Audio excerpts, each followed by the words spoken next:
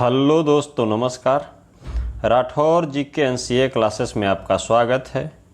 मैं आपका host Aditya Rathore current affairs से 15 महत्वपूर्ण क्वेश्चन लाया हूं। आज का पहला प्रश्न है, हाल ही में स्वाधीनता संग्राम ना शूरवीरों पुस्तक का विमोचन किसने किया है? यह मीनाक्षी लेखी ने किया है, जो केंद्रीय विदेश और संस्कृति राज्य मंत्री हैं। उन्होंने 9 जुलाई 2022 को गुजराती में एक पुस्तक स्वाधीनता संग्राम ना शूरवीरों का शुभारंभ किया है।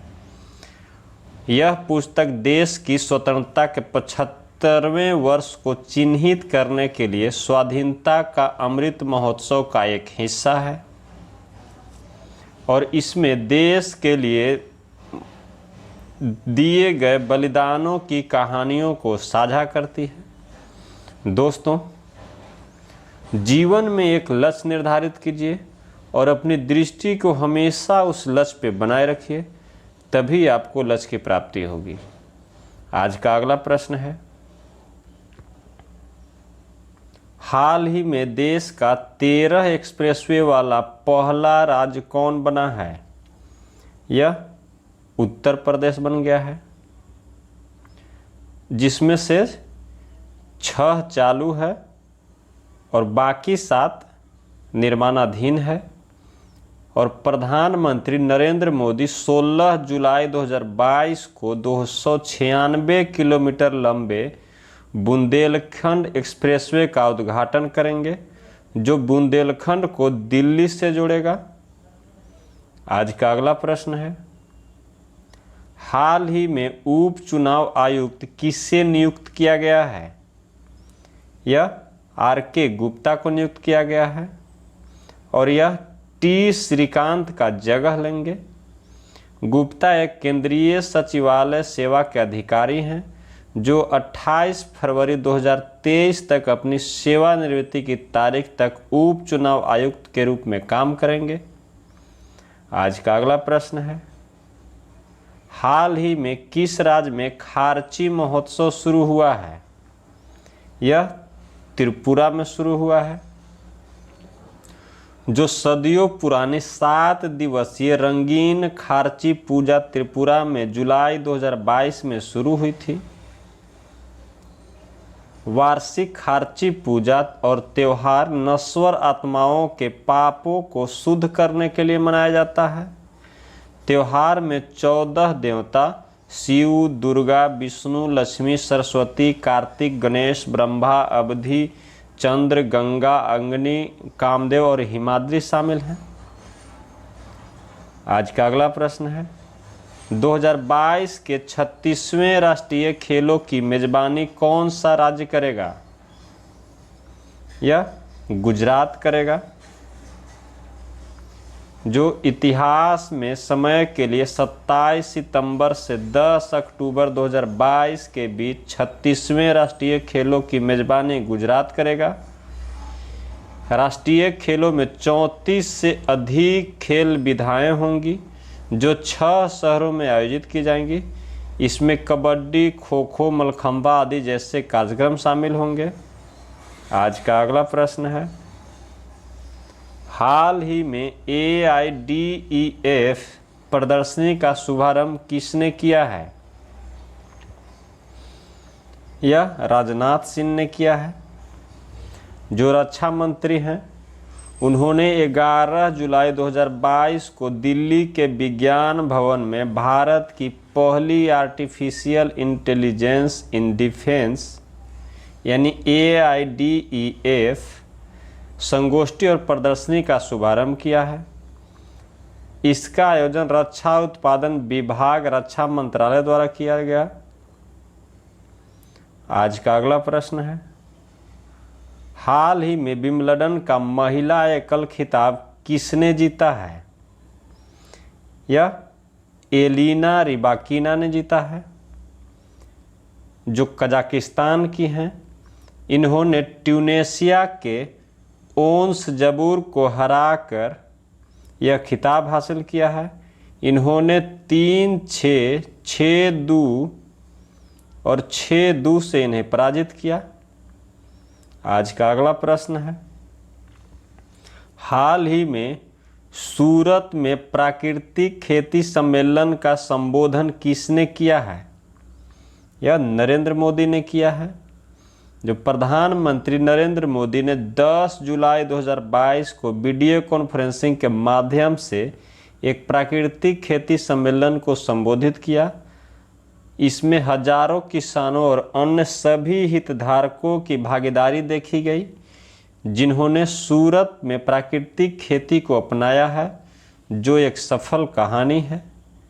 आज का अगला प्रश्न है, हाल ही में 2022 का विंबलडन पुरुष एकल खिताब किसने जीता है? यह नोवाक जोकोविच ने जीता है।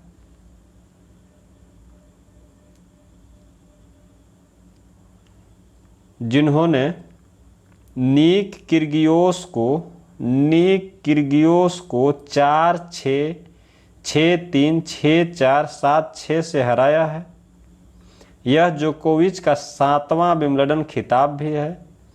जोकोविच ने लगातार चौथे साल विंबलडन का ताज अपने नाम किया है। आज का अगला प्रश्न है, हाल ही में ऑस्ट्रेलियाई फार्मूला 1 ग्रैंड प्रिक्स किसने जीता है? यह चार्ल्स लेक्लर ने जीता है, जो फेरारी के हैं रेसर, और रेडबुल के मैक्स वर्स्टैपेन दूसरा स्थान पे रहे हैं, और तीसरा पे लुइस हैमिल्टन रहे हैं, जो मर्सिडीज के ड्राइवर हैं।